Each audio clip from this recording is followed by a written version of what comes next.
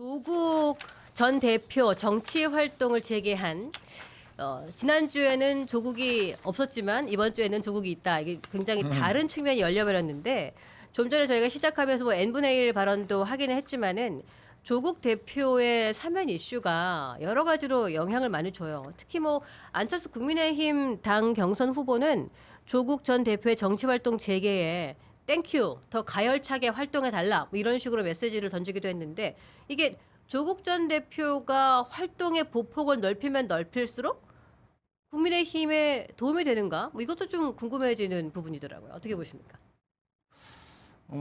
국민의힘에서 우리 추미애 의원님을 보수의 어머니다. 추미애 의원님이 활동하면 할수록 보수에 도움이 된다. 그래서 이번에 법사위원장으로 저희가 지명을 했거든요. 그러니까 조국 전 대표도 보궐선거에서 국회의원 되셔가지고 혹시 압니까? 또 추미애 법사위원장 후임으로 법사위원장 하면 국민의힘이 엄청 좋아할 것 같아요. 근데 진짜 저렇게 이제 힘없는 야당을 배려해 주시면 너무 감사한 일이죠. 네. 저는 추미애 신임 법사위원장이 이 가을이 오기 전에 반드시 사고를 칠 거라고 확신합니다. 어떤 설화를 일으킬 뿐이다. 네, 이게 뭔가 그리고 일어날 것 같다. 입추 지났습니다. 왜 이렇게 당에선 반대를 하죠? 윤석열 정부 때는요, 이 국민의힘이 소수지만 여당이었어요. 예. 그러니까 야당의 강경파 인사들이 막 세게 하는데 나름의 당기가 있었어요. 어쨌든 야당이었으니까. 네.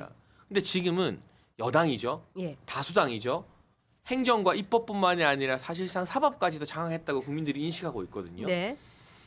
많은 언론의 이 오래된 논설위원이나 선배들이 옛날 총재 시절도 이재명 대통령처럼 권력이 강하지는 않았다라고 평가를 막 하잖아요. 예. 사설이나 칼럼에서. 그러니까 이재명 대통령과 민주당이 가지고 있는 권력 집중도가 예. 대한민국 그 민주화 직선제 이후에 거의 최고조 정점인 것 같아요. 예. 제가 봤을 때는. 까딱 잘못하면 개헌 저지선 넘길 정도인 거잖아요. 근데 그런 상황에서 강경파들이 막 야당을 몰아붙이고 세게 윽박지르고 하면 개딸들은 막 박수 치겠지만 예. 전체 국민 정서에는 아 이거 너무 오만하네, 너무 독주하네라는 견제 심리가 발동을 할 수밖에 없거든요. 그러니까 그게 투쟁하고 자기들이 야당일 때는 좀 먹히는 카드일 수 있지만 네. 입장이 바뀌었으면 힘 있는 사람이 좀 양보해주고 약간 균형을 맞추는 걸 우리 국민들이 좋아해요. 네. 그러니까 선거 때 표심 왔다 갔다 하고 그 윤석열 정부 때 있었던 지방선거 기준으로 보면 말도 안 되게 국민의힘이 압승을 해버렸거든요. 예. 세종까지도 이겼어요. 네. 근데 그게 총선 때 또 완전 뒤집혀 버리잖아요. 그러니까 이 표심이라는 게 이제 다 넘어왔다고 안심하는 순간 기가 막히게 균형을 찾아가는 게 우리나라 국민들 민심이라서 네. 저런 어떤 추미애 같은 분들 또 조국 전 장관처럼 본인 형도 안 살고 나오자마자 국민의힘을 뭐 영성 만들겠다 이런 메시지 내면서 네. 막 돌아다니는 분들이 막 득세하고 전면에 나서는 게 국민의힘 입장에서는 가려운데 긁어주는 거죠. 덕분에 우리가 핍박받는 야당 이미지를 가져갈 수 있으니까. 그러니까 그게 되게 파격적이었어요. 그 표현 자체가. 그래서 정청래 당대표는 이렇게 얘기를 했지 않습니까? 뭐 내란 세력과 악수하지 않겠다. 뭐 이렇게 표현했고 조국 전 대표는 출소를 하면서 첫 인터뷰에서 그렇게 얘기했잖아요. 반으로 줄이겠다. 의석수를 반으로 줄이겠다. 마음 같아서는 영석으로 만들고 싶다. 뭐 이런 식의 발언을 한단 말이에요. 이런 좀 가열찬 행보를 보이고 있는데 이 발언들에 대해서는 어떻게 생각하세요?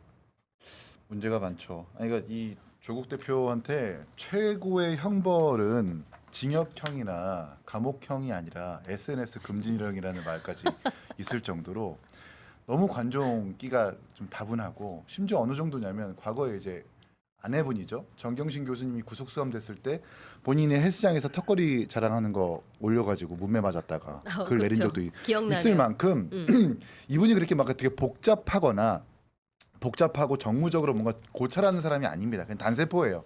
자랑하고 싶은 거 자랑하고 그냥 생각 없이 그냥 계속해서 국민의힘 비판만 하면 본인한테 이익이 온다라고 생각하는 단세포이기 때문에 이 사람을 그렇게 막 되게 아주 고찰적인 평론을 할 필요는 없다. 대신 국민의힘이나 야당 입장에서는 물론 조국 혁신당도 야당이지만 이렇게 조국 대표가 계속 활개치게 놔두는 것 도움이 확실히 됩니다. 반성이 없는 거잖아요. 1, 2, 3심에서 유죄를 받았고 또 검찰의 무도한 어떤 수사 때문에 뭐 억울하다고 표현을 하지만 근데 결국 검찰이 선고하고 구형하고 혼자 단독적으로 주차하는 것이 아니잖아요. 법원이 판단해 주는 건 아닙니까?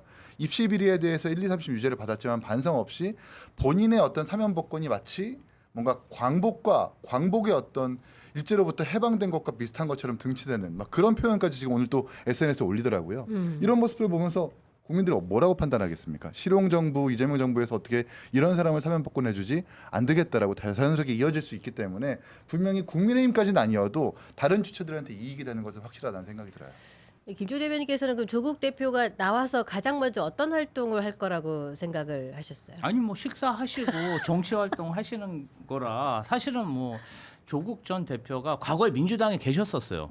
활동도 많이 하시고 네. 민주당 인사의 후원회장도 하시고 도움을 많이 준 건 사실인데 지금은 사실은 호남에서는 굉장히 경쟁 관계가 치열하고 호남에서 단체장 선거나 보궐선거 있을 때 굉장히 치열하게 싸웁니다. 지지층 사이에서. 예. 그래서 같은 여건이라고 보기엔 좀 무리가 있다. 경쟁 상대다 이렇게 생각하고요. 아까 뭐 야당하고 협의가 없다. 일방적이다. 아니 정창민, 홍문종, 심학봉 텔레그램을 보냈을 때 눈웃음도 보내고 진짜 그 야당 누구죠? 우리 대표님 비상대책위원장 송원석 송원석 원내대표. 위원장. 송원석 비대위원장님하고 저희 그런 사이입니다. 말로는 저렇게 하지만 네. 대화가 되고 있는 사이고요. 아니 국민의힘을 타격 준다면 의석수에서 개혁신당이 좋은 거 아니에요? 뭔가 좀 좋은 개혁신당하고 조국석 신당하고 콜라보레이션을 해야 되는 거 아닙니까? 소수당끼리? 좋습니까, 이런 게? 예, 좋은 아니 좋을 건가요? 것 같은데 뭔가 좀 도움을 주려고 하는 것 같은데. 반사이익으로 생존하는 정당은 아니고요. 우리가 잘하는 정당. 아니 그래도 뭐 나쁜 얘기는 아니잖아요. 아, 그럼. 경쟁하는 관계지 않습니까? 아, 저희 국민의힘하고 개혁신당 사촌형제라서 예? 네, 사촌이라 가지고 네. 아니 국민의힘하고 이런 진짜 본 적이 개혁신당하고 없는데. 같은 계열은 아니잖아요. 아 그럼요. 예. 그렇죠. 그러면은 이거는 진짜 해주기 바랬어요. 저는 이 말씀을 여쭤보고 싶었던 건데 조국 전 대표가 사면돼서 나와가지고 진짜 2030 청년들에게 그래도 사과를 해야 되지 않나. 아 그렇죠. 이거는 진짜 하고 넘어가야 되는데 이런 활동들을 안 하고 뭐 된장찌개 식사하시고 이런 거 할 수 있죠. 그런데 그런 문매를 맞는 거에 대해서 근데 이런 댓글이 달렸어요. 뭐 몇 번의 사과한다고 해서 그들의 마음이 열리겠나? 뭐 앞으로 내가 내 효용성을 보여주겠다 이런 말을 하니까 댓글이 어떻게 달리냐면 사과라는 건 상대방이 받아주든 안 받아주든 간에 자기 잘못을 뉘우치고 반성하는 마음을 전하는 것이다. 그렇죠. 이런 얘기를 해요. 이런 부분은 이 2030 마음이 뭐 사과한다고 열리겠냐? 이 발언에 대해서 어떻게 생각하시는지 의견 좀 주세요. 이 사회의 미덕이라고 하는 게 뻔뻔함과 몰염치가 되어서는 안 되고 반성과 자성, 성찰, 그게 정치권이든 일반 국민들이 살아가는 사회든 동일하게 적용이 돼야 되는데 이 조국이라는 한 사람 때문에 우리나라 대한민국의 도덕성 기준 그리고 사회의 어떤 미덕 이런 것들이 완전히 좀 하락하는 것 같아가지고 좀 안타깝다는 생각이 들고 어저께 한겨레 언론 보도를 아마 보셔서 아시겠지만 그러니까 2030이 분노하는 이유를 완전히 잘못 짚고 있어요. 그냥 남들한테 제공할 수 없는 인턴십을 제공했으니까 그게 문제다라는 식으로 얘기를 하거든요. 근데 그게 아니거든요. 표창장 위조하고 본인들이 가지고 있는 권한으로 입시 비리를 저지른 것이 문제인데 완전히 다르게 해석을 하고 그게 모르겠어요. 그렇게 해석을 하는 건지 알고도 그러는 건지 모르겠는데 계속 그렇게 뻔뻔하게 얘기하는 것 야당한테 도움이 되는 거죠. 이게 골 때리는 게 내년 6월에 선거 나오겠다고 이미 선언하셨잖아요. 네 해버렸어요. 그게 뭐 시장 선거든 국회의원이든 우회적으로 하지 않고 그냥 네. 해버렸어요. 그러니까 저는 시장보다는 국회의원 재보궐 나올 가능성이 높다고 보는데 근데 어쨌거나 그러면 상대 후보가 있을 거잖아요. 예. 뭐 단일화를 안 하면 민주당 후보도 일단 단일화 전엔 나올 거고 그렇죠. 국민의힘 후보도 있을 거고 예. 근데 질문을 해요. 입시 비리 저지른 거 맞냐? 그거 아니라고 하면 바로 허위사실 공표예요. 당선 무효예요. 그렇죠. 왜냐하면은 죄가 이 형이 사면된 거지 죄가 불인정된 건 아니기 때문에 재심으로 무죄받은 게 아니기 때문에 그러면 거기서 대답을 못하거나 말을 빙빙 돌리는 것들이 또 다시 화제가 돼요. 그러니까 이게 내년 6월에 재보궐 선거와 지방선거에 조국 전 대표의 출마가 민주당 전체 선거에도 악영향을 끼쳐요. 왜냐? 단일화 안 해줄 겁니까? 결국 그 지역구는 단일화 해줘야 되고 그럼 사람들은 조국을 사실상 범민주당 후보로 볼 텐데 그러니까 이런 어떤 족쇄들이 아직 남아 있는 거예요. 정말 용감하게 재심 신청해서 뭐 그럴 리 없지만 본인은 재심 안 한다 했죠. 무죄 안 나올 거 아니까. 무죄 받지 않는 이상 이 조국이 정치를 하는 내내 입시비리라는 비난에 본인이 나 입시비리 아니에요라는 말 한마디를 못해요. 하면 허위사실 공표 혐의로 바로 적용돼서 선관위 고발 들어갈 거니까. 예. 그러니까 이런 것들이 아마 앞으로 조국 전 대표가 돌아다니고 선거하는 데 있어서 조국 개인의 문제가 아니라 민주당과 진보 진영의 부담으로 영향을 끼치게 된다. 예. 그게 민주당 입장에서는 지금 제일 머리 아플 일일 것 같습니다. 숙명여고 쌍둥이 사건 저도 SNS에 올리기도 했는데 예. 그 어떤 기자님이 취재를 하셨대요. 그 이제 교무부장이라고 하는 그 아버지 시험지 유출의 당사자인 그 이제 취직이 안 돼가지고 지방에서 기름 나오면서 생계를 유지하고 있다고 하고 그 쌍둥이 자매는 집 밖으로 나오질 않는답니다.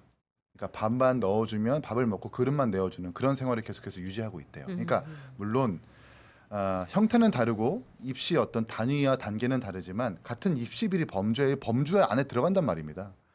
일반 국민들이 봤을 때 숙명여고 쌍둥이의 시험지 유출 사건의 당사자들은 저렇게 자신들의 책임을 저런 식으로 지고 있는데 조국 대표는 정치인이라는 이유만으로 진영에 어떤 소속되어 있다는 이유만으로 저렇게 뭔가 구국의 영웅처럼 환영받으면서 뭔가 정치인으로서 저렇게 뭐 재기의 발판을 마련해 줘야 되는가 이렇게 형평성이 무너지는 듯한 이런 모습들을 국민들이 어떻게 평가할까 아마 이게 두고두고 민주당한테 악영향으로 끼쳐질 수 있다는 생각이 들어요. 민주당 입장에서 보기에는 또 뭔가 난감한 것도 있고 하실 말씀도 있고 할 것 같아요.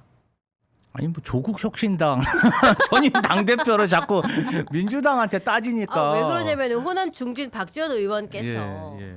연일 민주당과 조국혁신당의 합당을 주장하고 계시잖아요. 조국 당 대표를 두둔한 건 아니잖아요. 그리고 같이 가야 된다 이렇게 하니까. 정치 공학적으로 내년에 지방선거가 있으니 네. 호남에서 치열한 경쟁이 있을 것 같으니 그러지 말고 합당하는 게 어떻겠냐.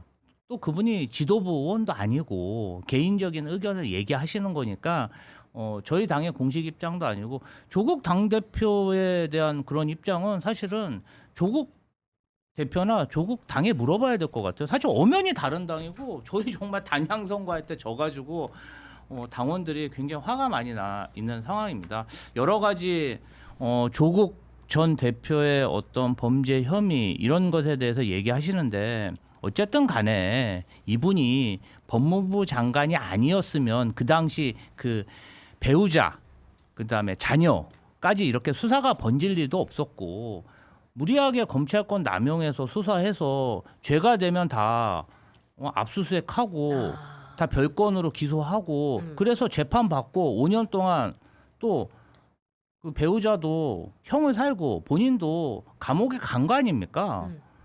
저는 국민의힘이나 개혁신당에서 지금 특검에서 압수수색 받을 때 환영합니다. 이러고 받고 있습니까? 다 본인들도 다 이유가 있지? 지금 윤석열 정부만큼 그다음 한동훈 전 대표만큼 그렇게 가혹하게 검찰 막 이계청 막 이렇게 해서 지금 수사하고 있습니까? 그런 거 아니잖아요. 근데 이 부분 관련해서 정치권에서 정치적인 문제를 사법권을 동원해서 검찰권을 동원해서 이렇게 남용하는 거 저 큰 문제라고 생각하고요. 어쨌든 이 부분 관련해서는 조국 혁신당에서 답변해야 된다. 민주당한테 이렇게 얘기하는 아니, 것은 왜? 저는 좀 부당하다고 생각합니다. 그러니까 제가 조국 혁신당의 대변인이 아니에요. 너무합니다.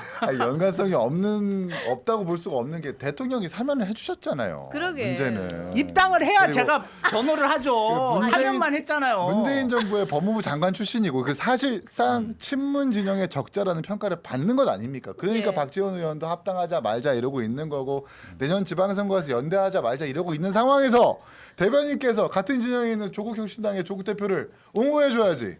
비판하겠습니까 이거? 근데 비판도 안 맞습니까? 하잖아요. 아니, 입당하고 좀 사무총장님 좀 입당 좀 시켜주세요. 저 그러면. 지호 형님한테 이거 설득하고 싶은 건 네. 뭐 가족을 도륙했다, 뭐 딸에 대해서 과도한 수사 검찰권을 남용했다. 그 말씀을 안 하는 게 전 도움이 된다고 보는 게 네. 이른바 조민 씨의 7대 허위 스펙들 다 유죄로 판결 났어요. 동양대 표창장 위조하고 무슨 부산 아쿠아팰리스 호텔 인턴한 것도 사실이 아니었고 법원에서 7개의 범죄를 다 유죄로 인정했단 말입니다. 검찰권이 무슨 남용을 해요? 그러니까 검찰이. 이게 이 가족들이 다 수사받은 게 너무 과도하다라고 하려면 이게 지금 사는 모습을 보고 짠하고 가슴이 아파야 되는데 지금 너무 잘 살아. 국회의원 당 만들어가지고 대권 주자라고 막 이렇게 하고 예. 있고 딸은 얼마 전에 유튜브 보니까 또 모수 갔다 왔어. 예. 어디 다른 40만 아니, 모수 유튜버. 갈 수 있지 미슐랭 3스타. 저도 그런데 좋아해요. 많이 다니고. 네. 그러니까 아, 그렇습니까? 화장품 사업하면서 막 돈 되게 잘 벌다고 해외 하고 수출하고. 막, 예. 그러니까 이게 저 잘못 저질러서 벌 받고 도륙된 가족 맞아라고 했을 때 지금 너무 잘 먹고 잘 사는 게 전 나쁘다고 생각하지 않아요. 예. 근데 그거를 너무 전시하고 과시하고 있는데 아까 우리 이긴 사무총장이 말한 비슷하게 입시 비리로 전국 화제가 됐던 예. 숙명여고 쌍둥이 가족은 부부 이혼했죠. 교사였던 아버지가 주유소에서 지방에서 기름 넣으면서 애들 돌보는데 자녀들은 또 애들은 집에서. 대인기피증 걸려서 집 밖으로도 못 나온다고 기자가 취재했죠. 그러니까 이게 도력이라고 말할 정도면 그 정도는 돼야 사람들이 아유 그래도 잘못은 했지만 한 가정이 풍비박산 났구나 그렇죠. 할 텐데 예. 전혀 그런 게 아니니까 이게 국민 정서 입장에서 도륙당했습니다라고 했는데 그럼 나도 도륙당하고 싶다. 나도 도륙 한번 당하고 모수 가고 싶고 나도 화장품 사업에서 외제차 타고 다니고 싶고라는 서민들이 훨씬 많아요. 그러니까 그게 정서상 되게 동떨어져 있는 거죠. 그러니까 조국의 늪이 있어요. 그러니까 민주당이 지금 그 늪에 안 빠지려고 하지만 사면으로 이미 반 정도 빠져버렸거든요. 예. 근데 결국에는 합당할 거잖아요. 언제가 될지 모르지만. 결국에는 합당할 것 같은데 또 이거는 또 합당 그때 돼봐야 되는 거고 우리 당에 들어와야 또 쉴드를 칠 수 있다 이렇게 말씀하시는 가운데 이게 조국 근데 이슈가 얼마나 한편으로 이런 생각이 드네요. 많은 관심이 있는지 계엄을 왜 1000명이 해가지고. 넘었습니다. 내가 했어? 계엄을 왜 해가지고? 내가 했냐고. 왜 내 어깨를 치면서 말을 해? 계엄을 왜 했어? 왜? 아니 조국 얘기하면서 1000명 넘었는데 계엄 얘기하니까 바로 960명으로 떨어졌어. 아, 어떡하면 좋아. 그래요? 그나마 금지. 근데 계엄을 계엄 때문에 너무 개업 속상한 안 분이 했으면은 많아요. 뭐 개업신당은 뼈나 추렸을 것 같아요. 거기도 저기도 한번 왜 제대로 털려야 이준석 돼. 내쫓았어 왜? 난 반대했었어. 아 그래 맞아. 스스로 나가신 거 아니에요? 아니에요. 일단 도륙 당하고 싶다 그 말이 포인트인 것 같네요. 도륙당하면 유튜브 바로 40만 됩니다. 화장품 그 막 한국 그 완판하고 사면 태국 복권 진출하고 깨문 아저씨들이 화장품 다 사주고 막. 제가 틈만 나면은 우리 그 장해찬 전 최고위원님의 예. 어떤 행보나 이런 거 과거 이력을 보고 특검에서 수사해야 된다. 이렇게 방송 가서 제가 발언하도록 하겠습니다. 진짜 못됐다. 일단 지호 형이 이렇게 저기 성질이 고약한 사람이 아니거든. 방송하면서 고약해졌어. 가진 자의 여유다. 너무 약이 후배한테 오르고요. 특검 수사받으라고 하는 게 정말 아니, 우리가 수사- 얼마나 칭찬을 해드렸는데 지금. 수사 잠깐. 받고 싶으시다면서요? 그러면은 궁금한 게 하나만 여쭤볼게요. 네네. 내가 만약에 조국이었으면은 감옥에서 나올 때 이것부터 했겠다. 뭐부터 했을 것 같아? 된장찌개야 아니면은 어디 뭐 참배하는 거야? 어디 뭐 저 봉화마을 찾아가는 거 뭐 하는 거예요? 아니 근데 예? 된장찌개 먹으면 안 되나요? 된장찌개를 먹을 수 있죠. 예, 그걸 가족- SNS에 이렇게 자랑할 건 그러니까 아니지. 가족들하고 저는 그래요. 된장찌개를 먹고 싶다. 아니 저는 뭐 먹을 수 있다고 생각합니다. 사과 2030 사과보다 아니, 된장찌개부터. 조국 전 대표가 그 출소해서 나와서 사과를 하셨어요. 저를 비판하시는 분들의 비판도 잘 알고 있다. 그 부분에 대해서 반성하고 성찰하겠다. 이런 뉘앙스로 말씀을 하셨어요. 제가 분명히 뉘앙스로 부족하지 않을까? 제가 그 말하는 거 분명히 들었어요. 근데 그런 부분은 하나도 얘기 안 하고 다른 부분만 프레임을 가지고 이야기하시는 거잖아요. 전문을 한번 보세요. 저 분명히 들었습니다. 예. 그러니까- 사과를 했다는 거에 대해서. 저 같으면은 호남에 있는 시골 마을 같은 데 가서 네. 약간 주민들과 어울리면서 낮은 자세로 봉사활동하거나 네. 그런 거. 그건 좀 이상. 아니야 지금 이제 곧 농번기잖아. 그러니까 그런 정청래 좀- 당대표가 했어. 그러니까 좀 고생하는 모습 보이고 약간 저 사람 그래도 진짜 반성했구나. 그러니까 감옥 갔다 왔더니 그렇지. 사람 달라졌구나. 아, 뭐가 됐든. 네. 그리고 조국 전 대표 같은 경우는 SNS 일주일만 끊어도 언론이 사람 달라졌다, 조국 바뀌었다 막 이럴 거거든요.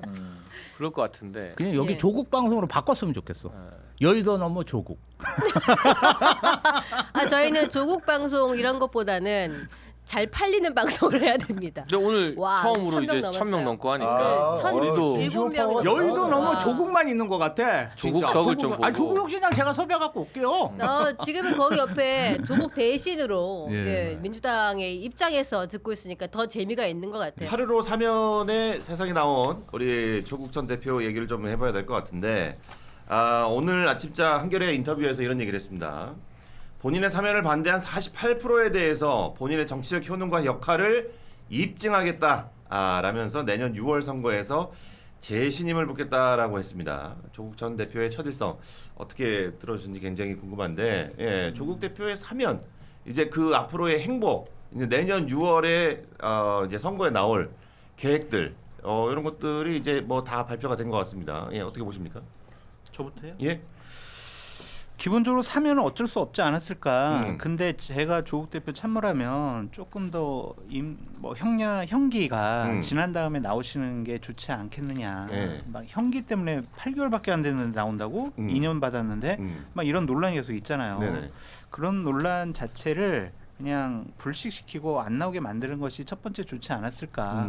그런 생각이 들었고 어쨌든 2030년도까지 대한민국 정치에 가장 큰 주인공은 조국 전 대표일 수밖에 없을 것 같아요. 그래요. 예, 내년 지방선거든 재보궐선거든 2018년도 총선이든 2030년 대선이든 조국을 중심으로 해가지고 막 뭐 합당하느니 조국이 어디 출마하느니 혁신당이 뭐 어디 가느니 이게 중심 화두가 될 것 같다. 네. 왜냐하면은 민주당이 아직 조국 전 대표를 능가할 만한 대선 후보급 국민적인 인지도와 지지도가 높은 그런 분이 안 보여요. 아직 스타가 없구나. 네. 그래서 조국이라는 스타가 나왔기 때문에 네. 향후 이제 5년간의 정치 스케줄은 조국에 의해서 결정될 거다라는 좀 생각이 들고 네. 오늘 한겨레의 인터뷰를 보니까 분노가 보여지더라고요. 왜요? 윤석열, 한동훈 가만 안 두겠어. 엄마. 뭐 국민이 용서해 주라면 내가 용서해 주겠지만 어쨌든 내가 가만 안 두겠어. 이게 읽혔어요. 딴 거보다. 진짜. 그래서 이제 본인 8개월 동안 성찰하셨다고 했는데 네. 성찰은 안 하시고 가슴속에 원한만 더 가득 차가지고 나오신 것이 아니냐. 앞으로 피해 보복이 있지 않겠냐 그런 생각이 듭니다. 그럴 수 있어요. 네. 아니 근데 뭐 조국 대표가 권한이 있는 것도 아닌데 어떻게 보복을 합니까? 아니 이제 뭐 여러 가지로 이제 메시지를 내면서 더 강하게. 솔직히 3년은 너무 길다. 윤석열 탄핵시키겠다. 제일 먼저 주장한 사람 누구예요? 네. 조국이잖아요. 그렇죠. 그대로 됐잖아요. 네. 근데 저는 조국 대표의 운명은 이재명 대통령이 선택한 거기 때문에 지금 이제 말씀하신 장 소장님 말씀 충분히 공감하는데 네. 근데 사실 좀 종속 변수가 됐다 이런 생각 들어요. 그러니까 예를 들면 이재명의 선택으로 지금 나온 거잖아요. 이 사면이 여러 논란이 있고 뭐 여러 부담이 있음에도 불구하고 대통령이 어쨌든 선택해 줌으로써 정치적으로 복권이 됐기 때문에 이 정치적 관계에서의 어떤 뭐 모나는 행위를 하면 바로 배신 배반 프로그램에 걸릴 거거든요. 그러니까 조국 대표 입장에서는 본인이 지난번 총선에서 어쨌든 쇄빙선 역할을 자임하면서 12석을 이뤘지만 사실 이제 그거보다는 지금 이재명과의 관계를 이재명 대통령의 관계를 어떻게 가져가는 거냐, 그럼 정치적으로 어떻게 되는 거냐, 이 부분이 지금 민주당 지지자들 사이에서는 관심이고 거기서 어떻게 말하자면 그냥 좀 격하게 표현하면 어떻게 은혜를 갚나 보겠어 이렇게 이제 판단할 거거든요. 바라보기 시작할 거거든요. 그러니까 저는 이제 그 지점에서 조국 대표가 오히려 민주당 입장에서는 지금 말씀하신 대로 조국을 넘어서는 인지도나 뭐 예를 들면 뭐 이게 좋던 싫던 뭐 호던 불호던 인물이 정치인이 없는 상태에서 뭐 통제 가능한 상황이라고 뭐 하면 표현이 어떨지 모르겠지만 일정 정도 통제 가능해졌다 이런 생각도 듭니다. 근데 이게 어쨌든 조국 전 대표의 사면 이후에 뭔가 이재명 대통령과 그리고 민주당과 뭔가 이간질을 이제 이야기를 하시는 분들이 좀 많아요. 그럴 그러니까 수밖에 이게 없지. 결국에는 뭐 조국 전 대표가 나옴으로써 뭐 이재명 대통령에게 가장 큰 위협이 될 거다 이렇게 얘기를 하지만 저는 거기에 좀 동의하기가 어려운 게 일단 정치적인 결단을 내린 건 이재명 대통령이거든요. 그러니까 결단을 내려서 사실 취임 초기에 이렇게 정치인 사면을 하는 거는 부담이 될 수 있는 일인데도 한 거잖아요. 그렇지. 그 선택을 했다라는 거를 모르지 않을 거고 당사자도. 네. 그리고 조국혁신당 입장에서도 어쨌든 조국혁신당의 지지층이 뭐 조국 전 대표에 대한 지지층이 많다라고 해도 일정 부분 민주당과 지지층을 공유하는 성향이 있고 그런 경향이 있기 때문에 이 상황에서 뭔가 민주당에게 해가 될 만한 행동 혹은 이재명 대통령의 이 국정 운영 동력에 해가 될 만한 행동을 하는 거는 조국혁신당 자체의 운영 동력을 떨어뜨릴 수가 있어요. 그러니까 쉽게 말하면 팬덤들이 떨어져 나갈 수가 그렇지, 있고 그렇지. 예. 지지를 철회할 수가 있는 거예요. 그래서 저는 어떤 독자적인 욕심을 위해서 혹은 독자적인 뭐 위치를 갖기 위해서 누군가의 뒤통수를 치고 배신을 하면서 뭔가를 하지는 않을 거다. 오히려 그러니까 지금 상황에서 뭐 합리적으로 추론 가능한 거는 뭐 검찰 개혁 지금 민주당에서 계속 얘기하고 조국혁신당도 얘기하잖아요. 이런 여러 가지 개혁 과제들 그리고 뭐 내란 특검이나 이런 게 진행되는 과정에서 나와야 될 메시지들 여기에 이제 힘을 실어주는 우군으로서 역할을 하는 거지. 이걸 마치 뭐 정청래 대표와 손잡고 짜고 이재명 대통령 뒤통수를 치겠다 이런 시나리오는 저는 불가능하다고 봅니다. 근데 조국 그 전 대표가 나오게 된 과정에 대해서는 이제 두 가지 썰이 있잖아요. 사실 크게 봤을 때 이제 뭐 이재명 대통령이 주도적으로 뭔가 풀어줬다 하는 것과 밀려서 결국은 그렇게 할 수밖에 없었다. 이재명 대통령이 마음에 들지 않았는데. 그렇죠. 네. 그러니까 이 상황이 벌어지는 상황을 보세요. 이재명 대통령 지지율이 당장 영향을 받고 있는 것 같고, 그렇지. 그리고 조국 전 대표 나와가지고 당장 뭐 된장밥 먹고 뭐죠? 그 툭불 소고기 먹고 된장밥 내밀기인가요? 뭐 그건 하여튼 좀 짜쳤어요. 근데 하여튼 그런 식으로 움직이니까 다 뉴스가 되고 논란이 되고 뭐 지금 오늘도 보니까 한겨레 신문 인터뷰도 나오고 저기 김어준 방송 여기 나왔죠. 유튜버 같죠? 네. 가지고 인터뷰하고 거의 뭐 유력 대권주자 행보를 하잖아요. 근데 그래서 이제 사실은 이재명 대통령이 어떻게 보면 지금은 대통령의 시간이에요. 2달밖에 안 됐어요. 지금 취임한 그렇지, 지 그렇지. 2달밖에 안 됐고 연말까지는 정말 대통령의 시간을 갖고 가야 되고 내년에 지방선거 합니다. 그러면은 지방선거 끝나고 나면 어떻게 될지 몰라요. 지금 대통령이 풀리 있어야 되는 대통령의 시간인데 이 대통령의 시간에 그야말로 조국이라는 사람이 등장하면서 무슨 벌써부터 대권 얘기가 나온단 말이에요. 차기 대권 얘기가 나온단 말이에요. 우리가. 그러니까 이게 여권 입장에서 이재명 대통령 입장에서는 안 좋죠. 정말 안 좋은 그림이에요. 그러니까요. 안 좋은 그림인데 이게 벌어졌잖아요. 그게 이재명 대통령이 솔직히 말해서 이거 자기가 주도적으로 했을까 싶기는 해요. 그래서 이제 사실은 이제 조국이 이제 등장해 있다는 것 자체가 조국 대표가 뭘 움직이고 뭘 이재명 대표한테 뭘 해대는 말을 하겠어요. 지금 대통령이 셀 때인데. 적어도 내년 지방선거까지는 안 할 거예요. 그런 얘기 안 할 거예요. 그런데 존재하고 돌아다니는 것 자체만으로도 이재명 대통령한테는 굉장한 마이너스고 여권 그래서 분명히 오늘도 보니까 저 이재명 대통령 그 커뮤니티 지지하는 커뮤니티에서는 굉장히 난리를 치고 있던데 그러니까요. 그런 거 글쎄 심상치 않습니다. 저는 여론적으로는 뭐 조국 대표가 반반의 여론을 갖고 있다고 치고 뭐 그거 세부적으로 정량적으로 분석하는 건 불가능하겠습니다만 중도층에게 미치는 영향은 이런 것 같아요. 그러니까 뭔가 조국이 등장하면서 다시 뭐 이게 장기 문재인 정부인가 이런 생각이 드는 거예요. 그러니까 예를 들면 문재인 정부에서 이미 담론적으로 한번 실패했던 이슈들이 다시 살아나는 거고 그게 마치 현재 진행형이 굉장히 중요한 과제처럼 인식되는 효과가 발생하고 있거든요. 그러니까 예를 들면 조국혁신당이 처음 등장했을 때는 윤석열 3년이 너무 길다. 검찰 개혁해야 된다. 그리고 우리는 조국이라고 하는 어쨌든 구체적인 팬덤을 가지고 있는 정치인이 있다. 이런 거였는데 지금 이 앞에 두 가지 조건이 사실상 사라진 거잖아요. 그러니까 말하자면 조국혁신당이 태동됐을 때 조건, 그러니까 뭐냐면 윤석열은 이미 탄핵이 됐고, 그 다음에 검찰 개혁은 지금 민주당이 충분히 할 수 있을 의석과 뭐 의지를 갖고 있는 것 같아요. 그러면 결국에 이제 조국만 남는 상황인데 이 조국만 남으면 어떻게 되냐? 장 소장님 얘기한 것처럼 조국이 가지고 있는 개인 서사에서의 어떤 대립과 원한만 남는데 이게 결국에 문재인 정부가 꼭 이것 때문에 실패했다고 말할 수는 없겠지만 문재인 정부가 결국에는 5년 만에 정권을 넘겨준 한 이유가 된 거잖아요. 그러니까 이런 과정들이 되살아나는데 저는 이게 지금 말씀하신 것처럼 이재명 정부에게 도움이 되는 상황이냐 이거에서는 좀 고민이 필요한 것 같고 어쨌든 조국을 보면 누가 떠오르고 이렇게 떠오르는 과정, 연상되는 과정들이 이재명 정부 입장에서는 떨쳐도 되는 짐인데 이제 다시 지고 가야 되는 이런 상황이 아닌가라는 생각은 듭니다. 아하. 저보다 한겨레 기자 맞아요? 무슨 뭐 정론집필하시네. 제가 봤을 때는 그냥 닭간다이 패널이에요. 사실은 제가 그 조국 전 대표께서 감옥 가시기 전에 네. 그 다음 날 원래 네. 만나기로 했었어요. 소장님을. 네. 청와대 앞에서? 네? 청와대 앞에서? 아니 저녁을 한번 먹기로 했다고. 네. 여러 가지 얘기를 네. 좀 나누자고 그래가지고 근데 그 이전에 잡았는데 갑자기 감옥 가셔가지고 못 네. 뵀는데 나오시면은 제가 곧 뵙겠다고 했었거든요. 아니 뭐 그래서 정인 약속이 그 약속이 돼 있었는데 그 감옥 들어가셨으니까 가셨어요. 네. 이제 그럼 나오셨으니까 면회라도 가셔야 되는 거 아니에요? 아니 그건 안 되고 제가 면허한다 그러면 안 안 되고 돼요? 나오시면 여러 가지 좀 얘기 좀 나눠볼까. 그럼 네. 만약에 이제 좀 조국 전 대표를 만약에 만났다 그러면은 가장 먼저 아니 그냥 듣고 싶어요 진짜 감옥에서 뭘 생각하셨는지, 네. 진짜 대통령 꿈이 있으신 건지. 네. 무엇을 하고 싶은 건지, 그러니까 과거에 대한 반성이 진짜 실질적으로 하고 계시는 건지. 최근 메시지를 보면은 본인이 입시 비리 문제나 정경심 교수가 감옥 간 것에 대해서 과거에 사과를 많이 했다고 하시지만 문맥을 뜯어보면은 계속 억울하다라는 느낌이 들어요. 그 뉘앙스가. 그래서 진짜로 그러신 건지 향후 정치적인 목적이 무엇인지 그런 것들 한번 쭉 듣고 싶어가지고 제가 곧 한번 문자 넣어서 저녁에 한번 뵙자고 하려고요. 저희 회사 프로그램을 진행할 때 이 조국 얘기가 지겨워갖고 진행을 관뒀거든요. 맞아. 조국 얘기가 지겨워서 그만뒀다. 네. 그만두신 이유가 그만을 네, 할까요? 네. 그러면? 우진중건이 앉아 있었는데 예.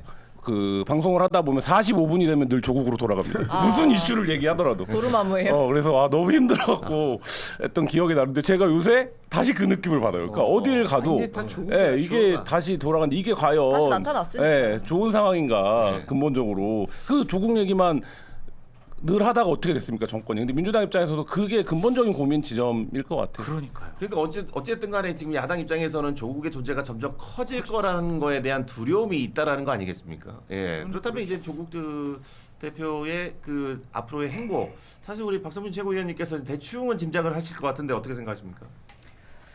뭐 일단 지금 보면 입장을 그냥 한마디로 정리하자면 이거죠. 이제 결과가 있는 거잖아요. 사면이 네. 됐다는 결과가 있는 거고, 그러니까 이 앞으로의 행보를 통해서 이 사면이 필요했다라는 거를 증명하겠다. 네.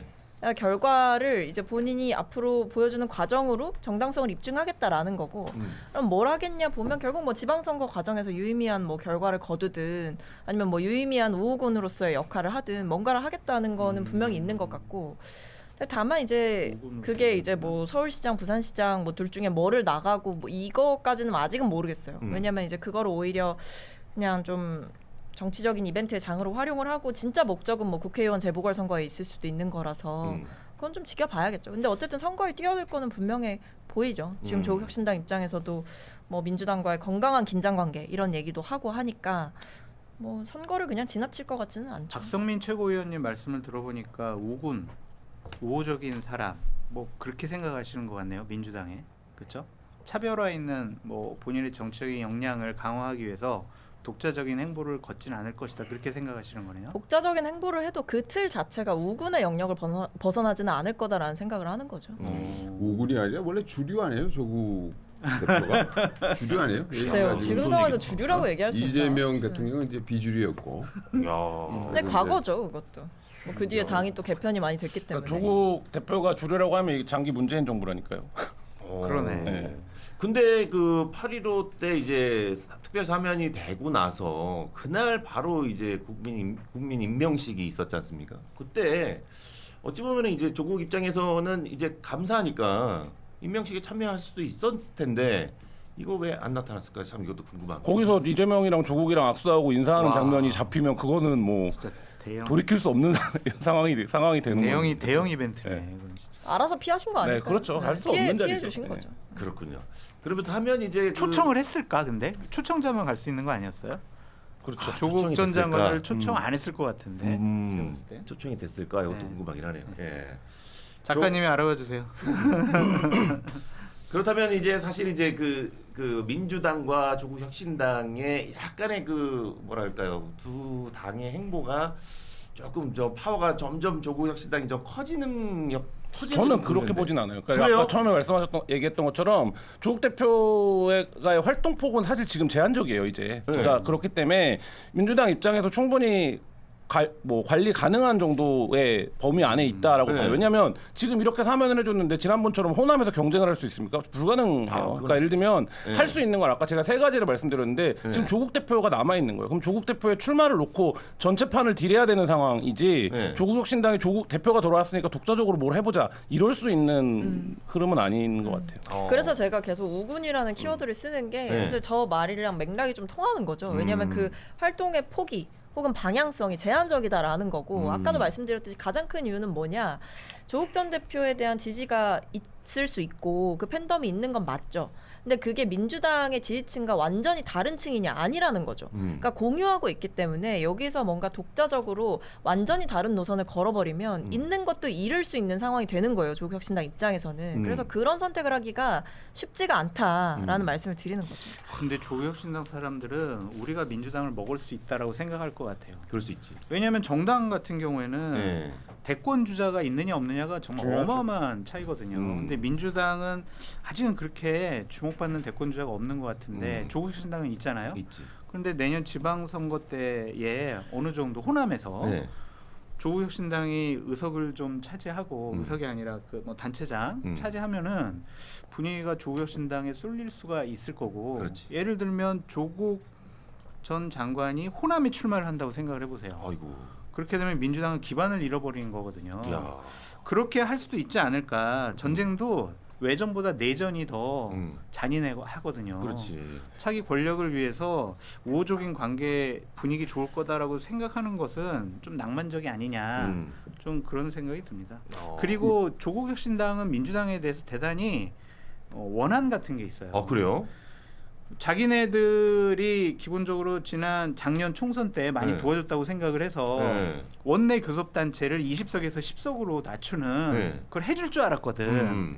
근데 계속 안 해줬잖아요. 아하. 그래가지고 우리의 당세가 상당히 약화됐다라고 생각을 하거든요. 그럴 수 있지. 원내 교섭단체 하면은요, 진짜 정당 보조금이 비교가 안 될 정도로 많아지고 각 상임위마다 간사가 되거든요. 그럼 국회 운영의 주도권도 함께 가지고 있을 수 있거든요. 근데 이걸 안 해준단 말이에요.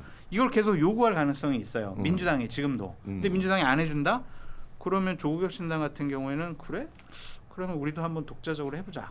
그런 생각할 수 있을 것 같아요. 그렇다면 이제 민주당과 조국혁신당의 이거 합당에 대해서는 갈등이야. 뭐 얘기할 필요도 없겠네요. 안 해요. 갈등으로 갈 수밖에 없어요. 전 한다고 봅니다. 한다고? 네. 할 수 있다. 진짜요? 그거 말고 다른 말하자면 경로가 있어요. 예를 들면 더 잘하시지만 총선도 아니고 지방선거에서 조국혁신당이 광역을 다 낼 수 있을까요? 쉽지 않죠. 네.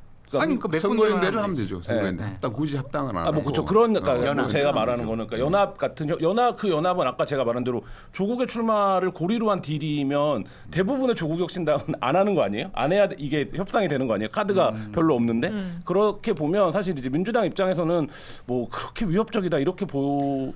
그러니까 선택권이 다 민주당한테 어떻게 보면 있는 거죠.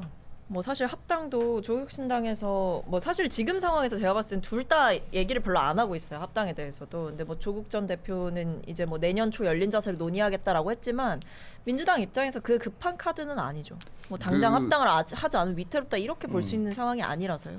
제가 이제 봤을 때는 어찌 됐든 이제 앞으로 전국은 여권의 이제 흐름은 이재명 대통령과 그리고 이제 여기 정청래 대표 그리고 조국 대표 이렇게 세 사람을 축으로 굴러가게 돼 있어요. 그리고 이제 우리 그때 왜 옛날에 또 옛날 얘기 또 해야 되겠는데 김무성하고 이제 박근혜하고 많이 나오네요. 있지만 이 옛날 그때 또 한 명이 있었잖아요. 유승민 원내대표 있었잖아요. 우리 세 사람이 이렇게 묘한 관계였는데 나중에 이제 김무성, 유승민이 해가지고 박근혜 탄핵에 이제 동참을 하게 되는데 사실은 김무성, 유승민 간에도 끊임없이 경쟁을 했단 말이에요. 차기 대권 주자였기 때문에 둘 다. 그렇죠. 그래서 이런 것들이 이런 그림들 자체가 이번에도 이제 여권에서 가져와 가지고 새로운 버전으로 펼쳐질 것 같다는 생각이 들어요. 그러니까 지금 조기에 너무 빨리 펼쳐지는 것 같은데 이재명 대통령이 있고 여기 정청래 대표 그리고 조국혁신당 물론 당 바뀌지만 거의 같은 우군이잖아요. 그 조국혁신당 대표가 차기 대권 주자들로서 서로 경쟁하고 물론 거기에 김민석 총리도 저는 포함된다고 봐요. 그래서 그 사람들이 경쟁이 쭉 펼쳐지는 게 그게 앞으로의 어떤 전국 흐름 크게 이제 그에 따라 요동칠 거다 뭐 이런 생각이 들어요. 네. 조국 전 대표를 이번 사면 복권회 중에 어떤 정무적인 판단이 있었는지 모르겠지만 제 생각에는 여권의 안정화를 위해서는 내년 지방선거 이후에 그냥 풀어주는 게 훨씬 낫지 않았을까 좀 그런 생각이 듭니다. 그렇습니다. 어쨌든 뭐든 간에 일단 경쟁은 3자 구도가 제일 재밌어요.